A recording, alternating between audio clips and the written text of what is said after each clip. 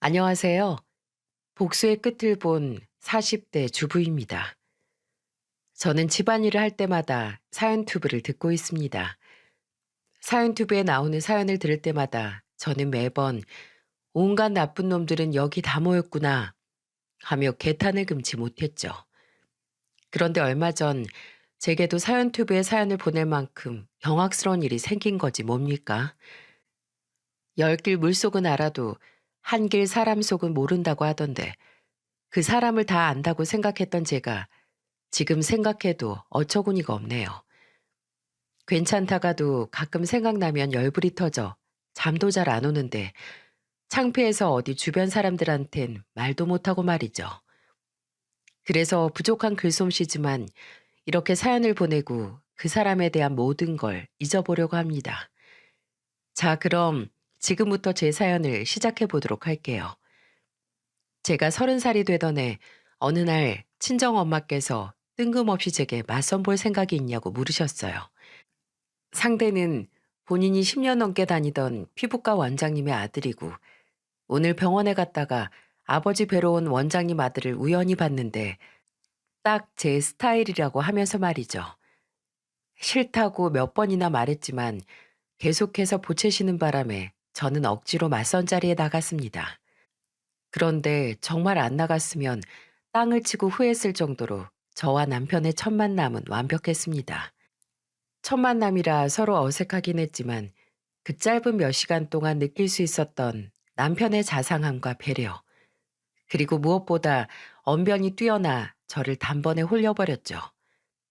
그날 이후 여러 번을 더 만났고 남편의 고백 이후 우리는 3년이란 연애 기간을 거쳐 결혼까지 하게 됐습니다. 결혼 생활도 남들이 부러워할 만큼 행복하게 지냈어요. 특히 제 주변의 유부녀 친구들은 제가 저희 시부모님 이야기를 할 때마다 저를 부러움의 눈빛으로 쳐다보곤 했고요.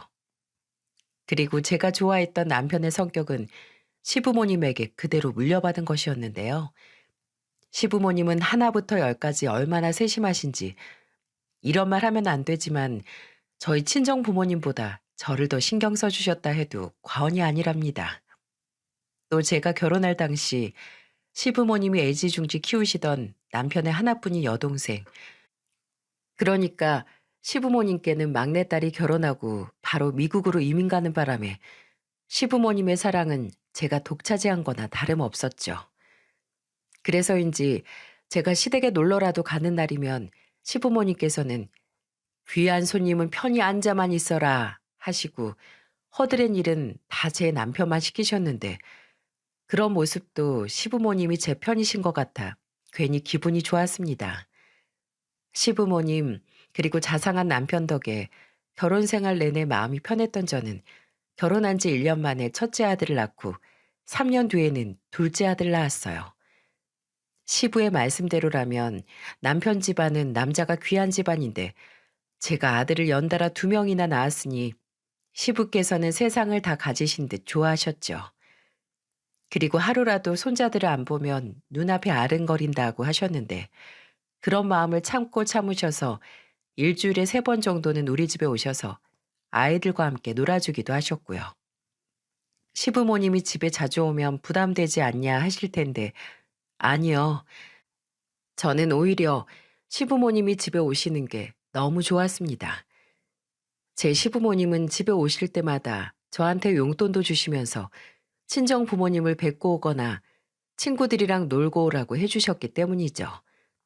정말 저는 복받은 며느리였습니다. 그리고 가와 만사성이라고 집안이 화목하니 남편의 일도 잘 풀리기 시작했어요. 제가 둘째를 낳았을 때쯤 남편은 서울의 성형외과를 개업했는데 남편이 실력도 좋고 입소문도 났는지 단기간에 병원을 찾는 사람들이 많아졌습니다. 남편이 성형외과를 개업하기 전까지 저는 병원장 며느리일 뿐이었는데 이제는 병원장 아내로 사모님 소리를 듣게 됐죠. 그렇게 시간은 흘러 첫째 아들이 초등학교에 들어가고 둘째 아들이 어린이집에 갈 나이가 되니 저는 드디어 고정적인 자유시간이 생겼습니다. 그간 시부모님께서 자주 들려주시긴 하셨지만 시부모님 시간 되실 때 오신 거여서 제 자유시간은 들쭉날쭉했거든요. 아이들을 학교와 어린이집에 보내고 오전 시간이 여유로웠던 저는 문득 남편이 운영하는 병원에 사람이 많아 점심시간도 잘 지켜지지 않은 채 진료를 보고 수술한다는 이야기가 생각났습니다. 생각해보니 몇 개월간 남편 병원에 가보지도 못했는데 그날은 시간도 있겠다. 저는 김밥, 샌드위치, 과일 등 남편과 직원들의 도시락을 챙겨 병원으로 갔어요. 그런데 제가 간 날은 유독 한가했는지 점심시간이 다가오지도 않았는데 병원이 한산하더라고요. 사모님, 안녕하세요. 네, 안녕하세요. 미숙 씨 오랜만이네요. 우리 지난번에 먹었던 그 레스토랑 또 가기로 했는데 아직도 못 갔네요. 미숙 씨 요즘 너무 바쁜 거 아니에요? 바쁘긴요. 제가 요즘 몸이 좀 안 좋아서 사모님께 따로 연락도 못 드렸네요. 그런데 오늘은 원장님 뵈러 오신 거예요? 아, 원장님만 보러 왔다기보다는 남편이 요즘 하도 바빠서 점심도 못 먹으면서 진료 본다길래 도시락 좀 싸와봤어요. 그런데 어디 갔나 봐요? 아, 네. 오늘 세미나 있으셔서요. 오늘은 원장님은 오전 휴진이세요.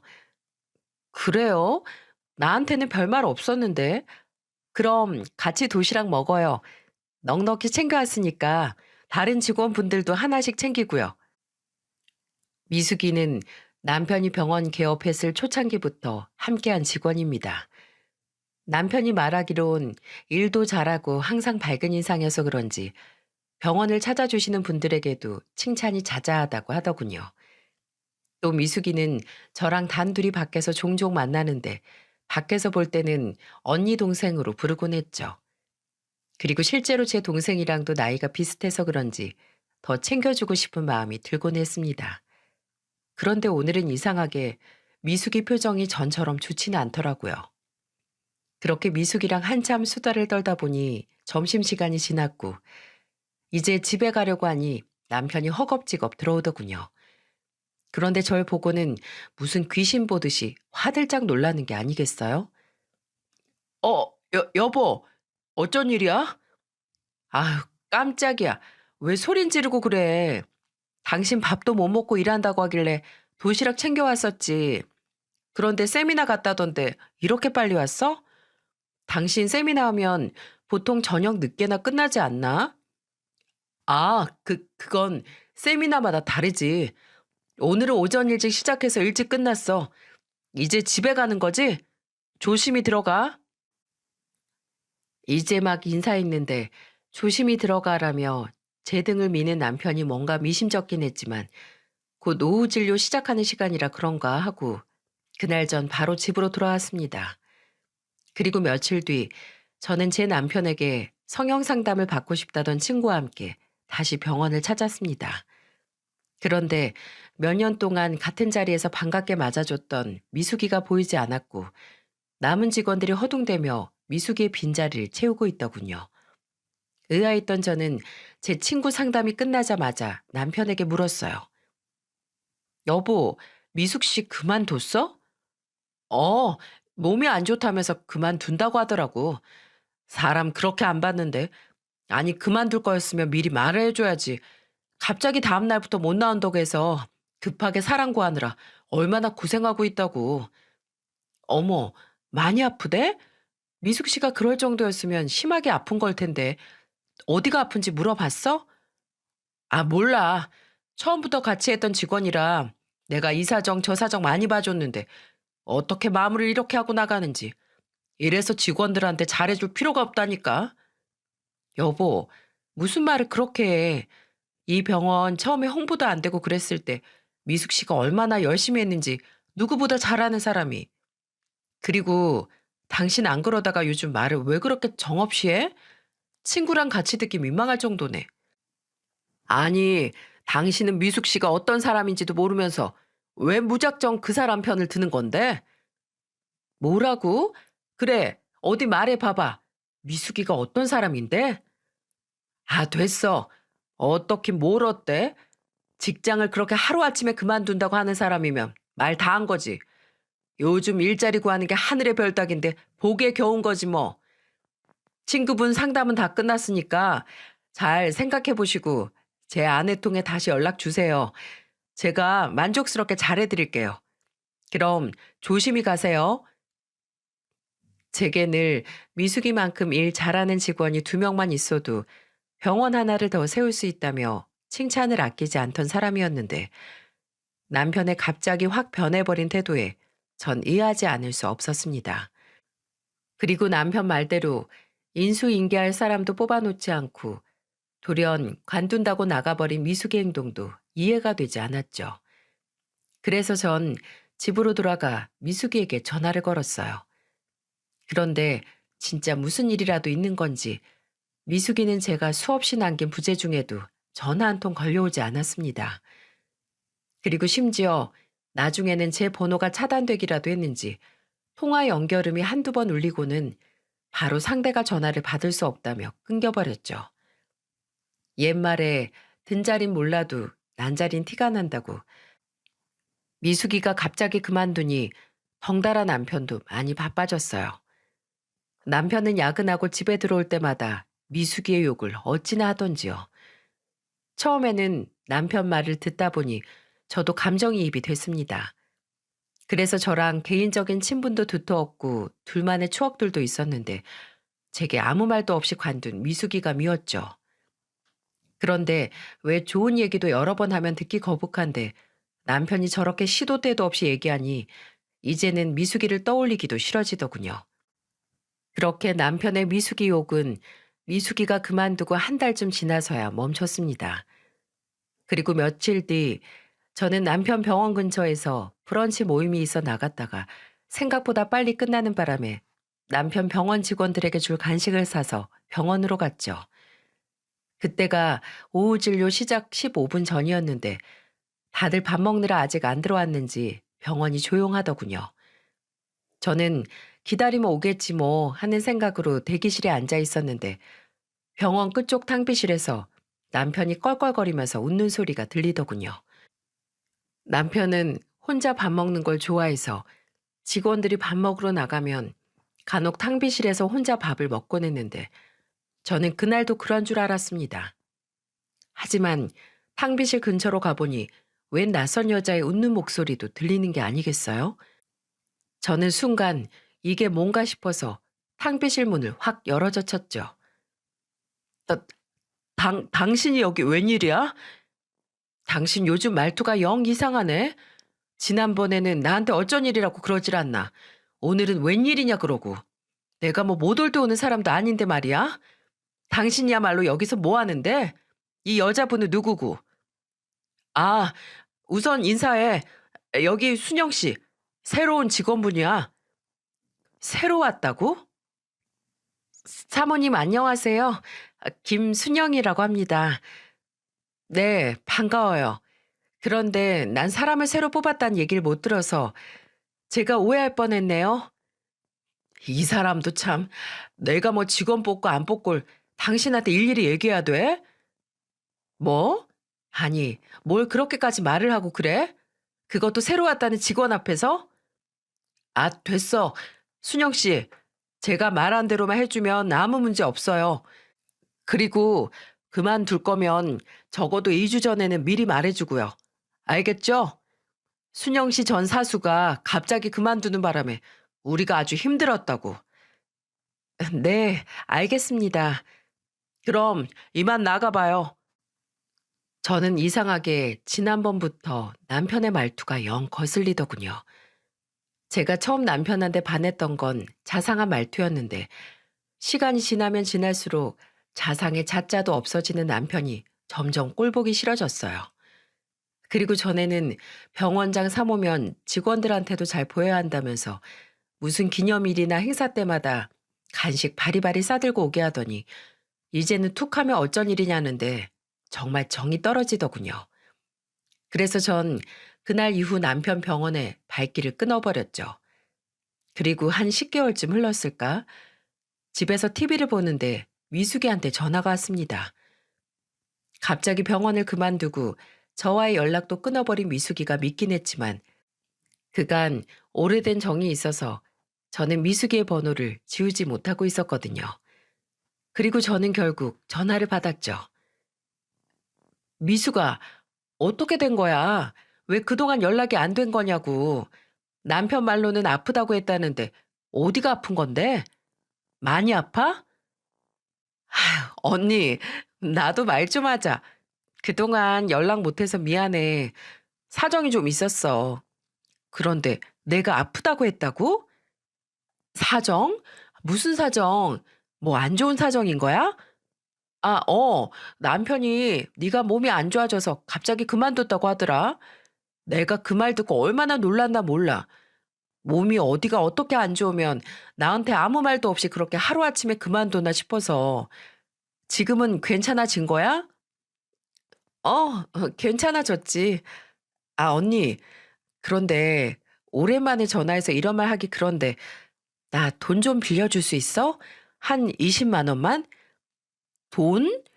뭐 빌려줄 수야 있는데 20만 원? 그럼 너 지금 20만 원도 없다는 거야? 무슨 일인데? 나 애기 분유랑 기저귀 좀 사야 해서. 뭐? 애기?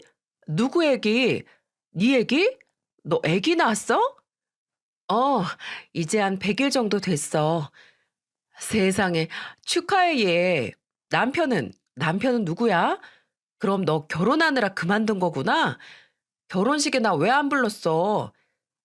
아, 결혼식은 가족들끼리 식사하는 걸로 대신했어.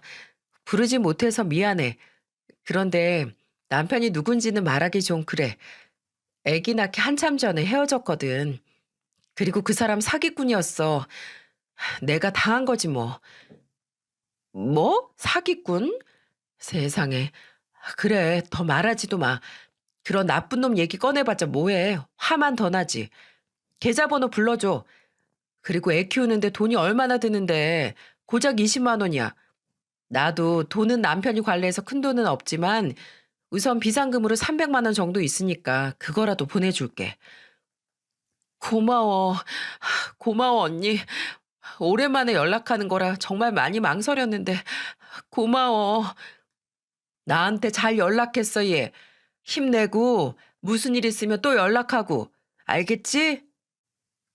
거의 1년 만에 미숙이랑 한 대화는 충격적이었어요.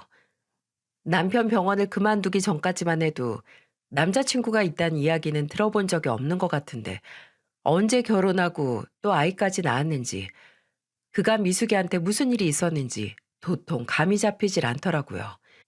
그리고 얼마 후 미숙이에게 또 전화가 왔습니다. 이번에는 우리 집 근처로 오겠다며 만나자고 하더군요. 그래서 전 흔쾌히 수락했고 집 앞 카페에서 미숙이를 기다렸죠. 약속한 시간이 되고 카페 문을 열고 미숙이가 들어오는데 아이를 안고 왔더군요.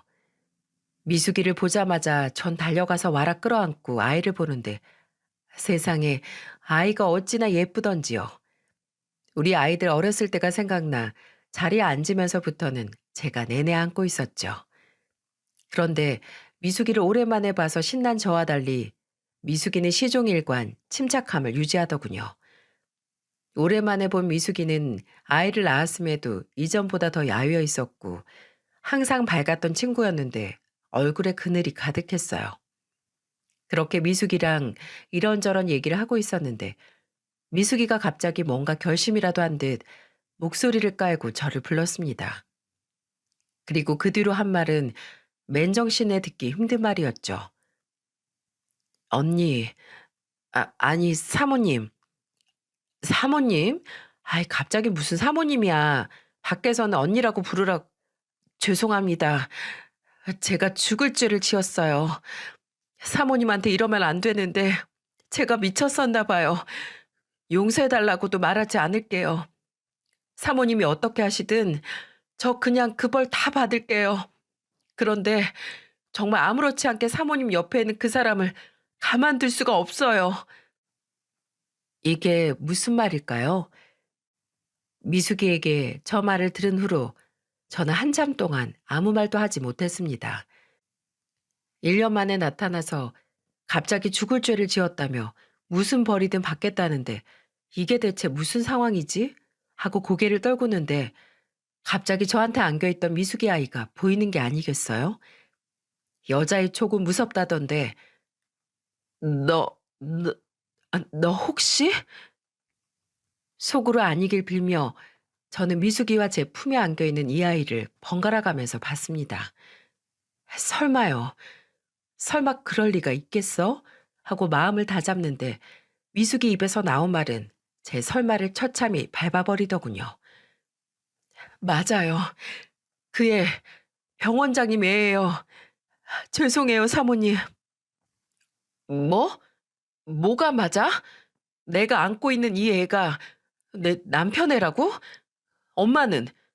엄마는 너고? 네.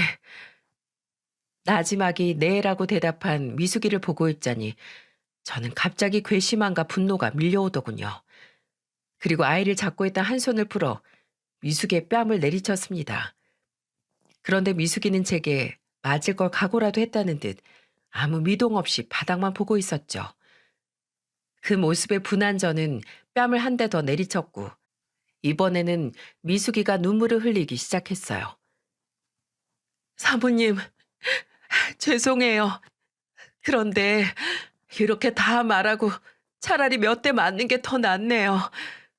뭐?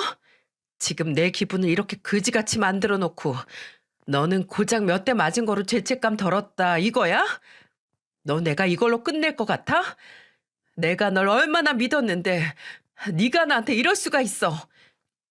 아니에요. 죄책감을 덜었다뇨. 아마 평생 가도 전 이 죄책감 못 덜어요.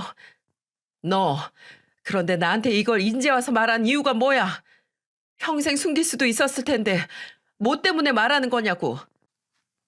얼마 전 제가 사모님께 돈 빌려달라고 연락드렸을 때요. 저 그때 배고프다고 칭얼거리는 아이가 너무 불쌍해서요. 정말 그러면 안 되는데 생각나는 사람이 사모님밖에 없어서 염치도 없이 연락드렸던 거였어요. 그런데 앞뒤 안 따지시고 1년 만에 전화한 제게 갑자기 큰돈을 턱 보내주시는 사모님을 보는데 이건 정말 아니더라고요. 그래서 늦었지만 지금이라도 바로잡고 싶었어요. 하, 맞네. 나는 네가 내 남편이랑 불륜 저지른 것도 모르고 너한테 몇백만 원이나 턱 보내줬네. 진짜 머저린 나였어. 나 원참. 사모님, 그러지 마세요. 다 제 잘못인걸요. 그런데 너는 뭘 바로잡고 싶다는 거야? 나한테 뭐 남편이라도 내놓으라고 하겠다는 거야? 살면서 이런 배신감을 느꼈던 건 처음이었습니다. 미숙이는 남편의 병원 직원이기도 했지만 제게는 진짜 친동생이나 다름없었어요.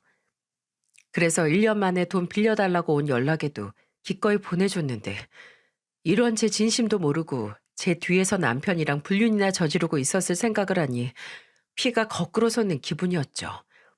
그런데 지금까지 미숙이가 제게 했던 말들은 뒤에 이어질 말에 비하면 세 발에 피었습니다. 아니요. 남편을 내놓으라뇨. 솔직히 말하면 사모님 남편 조도 안 가질 사람이에요. 뭐? 조도 안 가질 놈이랑 불륜은 왜 저지르는데? 너 지금 나랑 장난하니? 저도 피해자니까요. 그래서 바로잡고 싶은 거예요. 사모님, 제가 비밀 하나 알려드릴까요? 정말 미숙이의 말이며 행동 하나하나가 절 얼마나 돌게 만들던지 이번에는 갑자기 제게 얼굴을 쭉 내밀며 비밀을 알려주겠다는데 마치 절 시험하는 것 같더군요. 나를 속이고 내 남편과 그런 짓을 해서 애까지 낳은 여자의 말을 더 어떻게 믿을 수 있겠냐만 그래도 한번 들어보기로 했죠. 사모님, 사모님 남편, 그러니까 병원장이요. 그놈 스폰서예요. 뭐? 스폰서? 지금 무슨 말을... 사모님, 사모님 남편 성형외과에 연예인 되겠다고 성형수술하러 오는 애들이 얼마나 많은지 모르시죠? 그런데 갑자기 얼굴만 예뻐진다고 벼락스타가 될 수 있겠어요? 성형수술 받고 예뻐지면 이제부터 오디션 보러 다니고 그러는데 그 사이 무슨 돈이 있겠냐고요. 성형수술 하느라 큰돈 나갔겠다. 당장 생활비도 없겠다. 그런 애들은 아주 미치는 거죠. 그런데 그때 딱 사모님 남편, 그러니까 병원장이 지원해 주겠다고 하는 거예요. 안 그래도 병원장 수술 덕에 본인들 예뻐져서 신뢰가 높아져 있잖아요. 그런데 그런 병원장이 본인 외모도 인정해주고 또 유명해질 때까지 용돈도 대주고 한다고 만나자는데 거절할 애가 몇이나 있겠어요? 너, 너 지금 무슨 말 하는 거냐고? 내 남편이 이 여자 저 여자한테 돈이나 퍼주고 있었다는 거야? 네, 바로 그거예요. 그것도 총각 행세를 하면서 그러고 다녔다는 거죠. 그럼 너도 돈 받았니? 그래 놓고 네가 무슨 피해자라는 건데? 아니요, 사모님. 전 하늘에 맹세코 돈 안 받았어요. 제가 피해자라는 건 병원장이 사모님이랑 이혼했다고 했었거든요. 미숙이의 마지막 말에 저는 뒤통수를 한 대 얻어맞은 것 같더군요. 이혼이라뇨? 이게 무슨 말 같지도 않은 소리인가 싶었어요. 그때 제 표정을 읽은 미숙이는 그간 있었던 일을 제게 하나하나 꼼꼼하게 알려줬죠. 어느 날부터 병원장이 제게 추파를 막 보냈어요. 다른 직원들이 있는데도 제게 슬쩍슬쩍 스킨십을 하고 또 일 끝나고 한잔하는 게 어떻겠냐면서 계속 연락을 해오더라고요. 몇 번은 그냥 무시했는데 같이 일하면서 매일같이 무시하는 게 쉽지는 않더라고요. 그래서 만나서 제대로 말해야겠다 싶어서 하루는 만났어요. 그런데 역시나 제게 그동안 계속 마음이 품고 있었다면서 자기랑 만나보는 게 어떻겠냐고 하더라고요. 저는 그때 정말 병원장이 정신병이라도 걸린 줄 알았어요.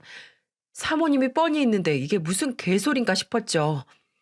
그런데 병원장이 나지막이 나 이혼했어 라고 하더라고요. 저는 너무 놀라서 언니랑 이혼했다고요? 왜요? 라고 물었더니 글쎄 아내한테 다른 남자가 생겼어 라고 하는 게 아니겠어요? 뭐? 나한테 다른 남자가 생겼다고 했다고? 네. 저는 사모님을 믿었지만 그 늦은 시간에 사모님한테 전화해서 묻기도 그랬고 또 어쨌든 부부 사이 일이니까 제가 따지고 들기도 뭐했죠. 아무튼 그러면서 온갖 피해자 흉내를 해대면서 제게 계속 매달리더라고요. 저도 처음엔 사모님 생각도 나고 해서 거절했는데 이게 또 몇 년간 봐오던 사람이 그러니까 안쓰럽기도 했고요. 그래서 한 번, 두 번 만나서 위로해 준다는 게 이렇게 돼버렸어요. 저는 정말 병원장이 거짓말하는 거라고 생각도 못했어요. 그때 언니가 병원에 몇 달 동안 안 나오셨을 때여서 정말 죄송해요. 저를 불륜녀로 모함한 것도 모자라서 피해자 흉내를 해대며 미숙이를 꼬셨다는 말을 들으니까 참 기가 찰 누르시더라고요. 미숙이의 말을 다 믿기도 뭐했지만 제게 갑자기 차가워진 남편의 말투나 행동을 보면 의심해 볼 말이긴 했으니까요. 그런데 갑자기 뱃속에 애까지 있으면서 병원을 그만둔 이유가 궁금해지더라고요. 그런데 병원은 왜 그만둔 거야? 네 말대로라면 내가 이혼한 줄 알았고 그래서 둘이 합의하에 연애하다가 애 가진 건데 네가 병원을 나갈 이유가 없었잖아. 병원장이 애까지 원했던 건 아니었으니까요. 제가 애기 가졌다고 말하니까 사람이 갑자기 변하더라고요. 심지어 뱃속의 아이가 본인 아이가 맞냐고 따지면서요. 싱글이 이혼남을 만날 정도면 이미 이 남자 저 남자 다 만나고 다녔던 거 아니냐면서요. 그러더니 수술비에 위자료식으로 1,000만 원 줄 테니까 이젠 수술 받으란 얘기도 하더라고요. 그런데 저는 절대 그럴 수 없다고 했더니 그 뒤로 저를 아예 없는 사람 취급했어요. 그리고 그러고 있을 찰나에 사모님이 병원에 오셨고요. 왜, 저 그만두기 전에 마지막으로 뵌 날이요. 저는 그때 알았어요. 병원장이 이혼한 게 아니라는 걸요. 뭐? 그럼 내가 이혼한 게 아니어서 홧김에 나간 거야? 죄송해요, 사모님. 실은 이혼 안 한 거 알고 나서는 제가 병원장한테 하루라도 빨리 이혼하고 오라고 성화를 부렸어요. 그 당시 저는 제 애기 말고는 아무 생각도 없었거든요. 그런데 그 병원장이란 놈은 본인이 머리에 총 맞았냐면서 자기가 이혼을 왜 하냐고 화를 내는 거 있죠? 그러더니 저한테 너 말고 내가 챙겨야 할 여자가 몇이나 더 있는 줄 알아? 그때마다 이혼해서 위자료 주면 나한테 남는 건 뭔데? 시끄럽고 당장 가서 그 애 지워. 라고 하더라고요. 저도 그때 병원장 그놈 입으로 알았어요. 이 여자 저 여자 후원해주고 있는걸요. 모든 걸 알고 나니까 이런 놈한테 빠진 제가 너무 부끄럽더라고요. 고작 이딴 놈한테 매달렸다고 생각하니 제 자신이 너무 한심하기도 하고요. 그래서 그만둔다고 했더니 글쎄, 그래, 잘 됐다. 안 그래도 일자리 구해줄 여자애가 하나 있었는데 너 자리에 걔를 앉혀야겠다. 이러는 거 있죠? 그 자식 완전 여자의 눈이 돌았어요. 미숙의 마지막 말을 끝으로 저는 아무 기억도 나지 않았어요.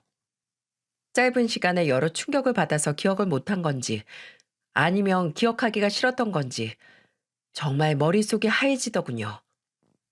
저는 그날 미숙이랑 3시간이 넘도록 남편, 아니 그 자식 얘기를 했고 우선 이 말이 전부 사실인지 아닌지 확인을 했어야 했죠. 그날 밤 저는 자고 있는 그 자식의 핸드폰을 뒤져봤습니다. 참, 그런데 그 자식의 핸드폰을 들자마자 저는 어이가 없어서 웃음만 나더군요. 핸드폰에 잠금 같은 걸 왜 걸어두는지 모르겠어. 그런 거 찔리는 거 많은 사람들이나 걸어두는 거 아니야? 라고 말했던 그 자식의 핸드폰은 버젓이 얼굴 인식으로 잠금이 걸려 있더군요. 그런데 뭐 이미 이 지경까지 왔는데 제가 못할 게 뭐가 있겠습니까? 저는 제 옆에서 자고 있는 그 자식의 이마를 손바닥으로 세게 한 대 퍽 쳤습니다. 그러니까 그 자식이 소스라치게 놀라면서 일어나더군요. 그러고는 제게 무슨 짓이냐며 소리를 질러대는데 전 그 사이에 그놈 얼굴에 핸드폰을 들이밀었죠. 처음에는 이게 무슨 일인가 싶어 얼빠진 놈처럼 저를 쳐다보더니 이내 본인 핸드폰인 걸 알았는지 저를 밀쳐내며 핸드폰을 빼앗으려고 하더군요. 그러면서 제게 소리치는 게 아니겠어요? 당신 지금 뭐 하는 짓이야? 이 밤에 내 핸드폰을 왜 들고 있는 건데? 부부 사이에도 엄연히 사생활은 존중해줘야지. 당장 핸드폰 내놔. 그래? 사생활을 존중해줘야 한다고? 그래. 내가 당신 사생활 존중하며 물어볼게. 그러니까 지금 내가 묻는 거에 정확하게 사실대로 대답해야 할 거야? 뭐? 갑자기 무슨 소리 하는 거야? 당신, 나 말고 딴 여자 만나고 계시나요? 뭐? 무슨 질문이 그래? 사생활을 존중해달라며. 왜? 더 공손하게 물어봐줘? 남편님, 미숙이랑 불륜 저지르셨나요? 미숙이 애도 있던데 그 애가 당신 애는 맞나요? 말이 되는 소리를 해. 아, 이미숙 진짜. 당신 이미숙 만났어? 그 스토커. 걔 내 스토커야. 걔랑 불륜은 무슨 불륜? 당신이 속고 있는 거라고. 어디서 누구 애인지도 모를 애 임신해서는 내 애라고 우기는데 내가 얼마나 골치 아팠는 줄 알아? 걔 완전 정신 이상자야. 그래? 내가 그 말 믿어도 돼? 여기서 거짓말하는 거면 당신 나중에 국물도 없어? 그럼 그런 스토커 말 믿고 날 의심하는 거야? 당신도 참. 당신은 날 뭘로 보고 오히려 내가 당신한테 실망할 것 같은데? 알겠어. 대신 뭐가 됐든 나한테 안 걸리는 게 좋을 거야. 내가 뭐라도 알아내면 난 당장 당신 부모님께 달려갈 거거든. 그래. 당신 맘대로 해. 그런데 잘 자고 있는 사람은 왜 깨우고 그래? 내일 일찍 나가야 한다는 내 말 까먹은 거야?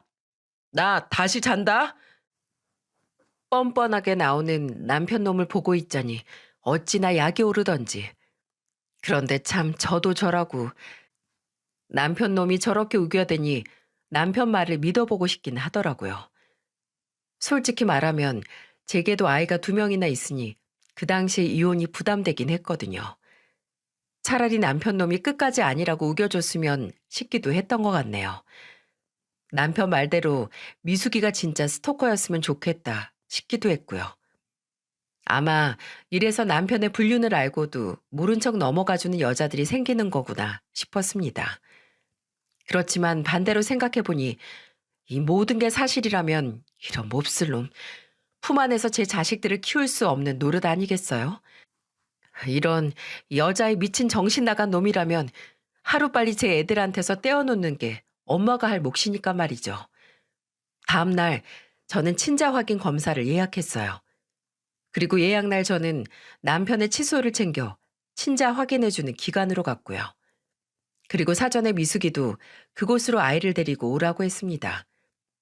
남편의 말이 맞다면 미숙이가 샘플을 조작할 수도 있다고 판단했던 저는 그 자리에서 직원의 도움을 받아 미숙이 아이의 입에 면봉을 넣고 샘플을 채취했어요. 그리고 이틀 정도 뒤에 검사 결과를 받았는데 정신 이상자는 미숙이가 아닌 제 남편 놈이란 걸 확실하게 알 수 있었죠. 네, 맞습니다. 미숙이가 데려온 그 아이가 제 남편 놈의 친자식이 맞더군요. 세상에 아무리 불륜이라지만 제 친자식을 낳은 여자를 스토커, 정신 이상자로 몰아가는 게 말이나 되는 소리입니까? 게다가 본인 아이가 맞냐고 미숙이를 몰아붙이고 그리고 뭐요? 싱글이 이웃남을 만날 정도면 이미 이 남자 저 남자 다 만나고 다녔던 거 아니냐고요? 나 참 어이가 없어서 아내가 있고 애가 둘이나 있는 놈이 이웃남인 척 싱글 여자 만나 임신시켜 놓고 모른 척 배째라는 건 인간이 할 짓인가요? 제가 미숙이를 옹호하는 건 아니지만 정말 제가 살 맞대고 자던 놈이 이런 저질 같은 사람이었다고 생각하니 그 인간한테 닿았던 제 살들이 다 쭈뼛쭈뼛 서는 것 같아 소름이 끼치더군요. 저는 그 길로 친자 확인서를 들고 시부모님께 갔습니다. 그 당시 시부께서는 병원을 정리하시고 시모랑 전원주택에서 살고 계셨는데요. 그 조용하고 평화롭던 곳이 제 등장으로 인해 산산조각났죠. 영희야, 네가 이 시간에 여긴 무슨 일이니?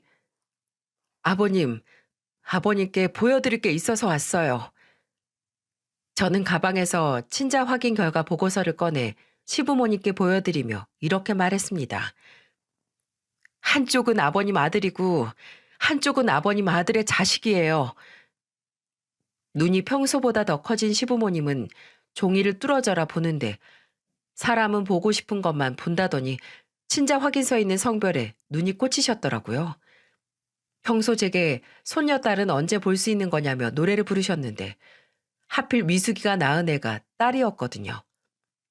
본인 아들이 파렴치한 사람이라는 걸 알 리 없던 시부모님은 제게 이러더군요. 세상에, 드디어 딸을 낳은 거니? 아니, 그런데 언제? 나는 너 배부른 걸... 맞죠? 저 배부른 거 보신 적이 없으시겠죠? 제가 딸을 낳은 건 더더욱 보신 적이 없을 테고요. 그럼 이 아이는 뭘까요? 아버님, 어머님? 제 물음에 아무 대답 못하는 시부모님을 보고 있자니 내가 괜한 일을 한 건가 싶었는데 뒤에서 시부모님네 현관문을 열고 허겁지겁 뛰어들어오는 남편놈을 보자니 다시 혈압이 오르더군요. 당신 여기서 뭐 하는 거야? 나하고 얘기해, 나하고. 내가 말했지. 걸리지 말라고. 미숙이가 데리고 있던 애 당신 친자식 맞던데? 당신 부모님이 그렇게 기다리고 기다리던 손녀딸. 당신 번거로울까 봐 내가 직접 애 데리고 가서 친자 확인도 끝내서 왔어. 자, 이거 친자 확인서 봐봐. 당신... 제 말이 끝나기 무섭게 시부는 본인의 몸을 던져 남편 놈을 때리기 시작하시더군요. 시모는 아예 할 말을 잃으셨는지 바닥에 주저앉아 친자 확인서만 보고 계셨고요. 정말이지 시부모님께는 죄송했는데 그래도 매도 먼저 맞는 게 낫다고 뒤이어 터져나올 일들도 제가 하나하나 알려드렸어요. 아버님, 진정하세요. 아직 할 말이 더 남았거든요. 당신 조용히 하라고. 이따가 나랑 이야기해. 제발 아무 말도 하지 마. 뭘 아무 말도 하지 마. 내가 분명 경고했지. 나한테 걸리지 말라고 말이야. 아버님, 그간 아버님 아들이 성형외과에서 여자 꼬셔가지고 그 여자들한테 돈을 다 대주고 있었더라고요. 그리고 그중 한 명이 순영이라고 지금은 병원에서 일도 하고 있고요. 돈을 주다 이젠 본인 일터로 불러서 여왕처럼 오시며 월급도 주고 있더라고요. 제가 의사 남편 뒀다고 주변에서 그렇게들 부러워하던데 의사 남편이 이런 천하의 쓰레기인 걸 알아도 절 부러워할까요? 아버님 생각은 어떠신가요? 그, 그걸 어떻게 알았냐고 이 자식아? 당신이 미숙이가 그만둔다고 했을 때 말했다며. 세상 똑똑한 척은 혼자 다 하더니. 아니, 그리고 당신 진짜 사람이야? 미숙이 그렇게 그만두게 만들어 놓고 나한테는 책임감이 없니 뭐니 하면서 그렇게 욕을 해대? 그리고 네가 돈 대주는 여자를 병원에서 일을 시켜? 너 그때 탕비실에서 그 기집애랑 히덕거리고 웃던 것도 거기서 연애질한 거지? 이 천하의 못된 자식아. 너 같은 놈은 내가 절대 그냥 못 둬. 너 더 이상 의사 못할 줄 알아. 여보. 누가 네 여보야? 그 더러운 입으로 나 부르지도 마. 아버님, 아버님 이 사람이 어떤 사람인지 이제 아시겠죠? 저 이런 사람이랑 단 하루도 못 살아요. 그리고 이런 놈 품 안에서 아버님이 그렇게 애지중지하시는 손자들을 어떻게 키우나요? 안 그래요? 제 말에 더 이상 대꾸할 힘도 없으셨는지 아버님은 휘청거리시는 몸을 이끌고 본인 방으로 들어가셨어요. 그리고 저는 남편 놈 손에 이끌려 집으로 왔죠. 집에서도 제게 내내 비는데 그 더러운 모습이 더는 보기 싫더군요. 저는 그놈과 더는 말도 섞기 싫어. 애들한테 이런 걸 보이기 싫으면 당장 집 나가! 라고 소리쳤고 꼴의 지도 아빠라고 애들한테 창피하긴 싫었는지 드디어 집을 나가더군요. 그리고 다음 날 시부모님께서 저를 찾아오셨죠. 영희야, 내가 미안하다. 고작 저런 놈을 아들이라고 낳아놓고 너한테 보낸 거. 내 그게 제일 큰 죄다. 모든 걸 다 알았을 때 네 심정이 어땠을꼬. 다 내 죄다. 다 내가 잘못 키운 죄야. 내 아들 용서하란 말은 안 한다. 대신 네 분 풀릴 때까지 할 수 있는 모든 걸 다 동원해서 네 한 풀거라. 꼭 그렇게 해. 저런 놈이 무슨 남편이고 아빠고 또 병원장이 될 수 있겠니? 모든 곳에서 저런 놈은 수치다. 그리고 오늘부로 나한테도 더 이상 아들은 없다. 나도 그런 자식 내 아들로 두기 싫구나. 그리고 내 손자들한테도 저런 아비는 없어야지. 그래야지.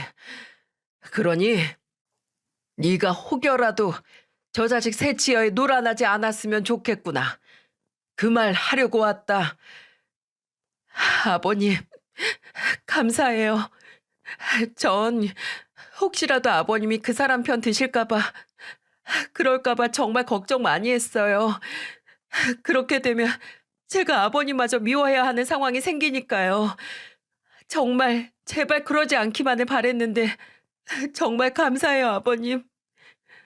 아니다. 내가 오히려 너한테 미안하고 고맙구나. 저런 놈한테 넘어가지 않아줘서 고마워. 연애 때부터 결혼 생활 내내 언제나 제 편이셨던 아버님은 마지막까지도 제 편을 들어주셨어요. 시부모님께 이 모든 일을 털어내놓기 전까지 친정 부모님께 말씀도 못 드리고 저 혼자 길고 긴 외로운 시간이었어요. 그래서 겉으론 강한 척했어도 속으로는 쉴 새 없이 무너졌던 저였는데 이렇게 시부모님이 제 마음을 알아주시니 저는 다시 한번 일어났습니다.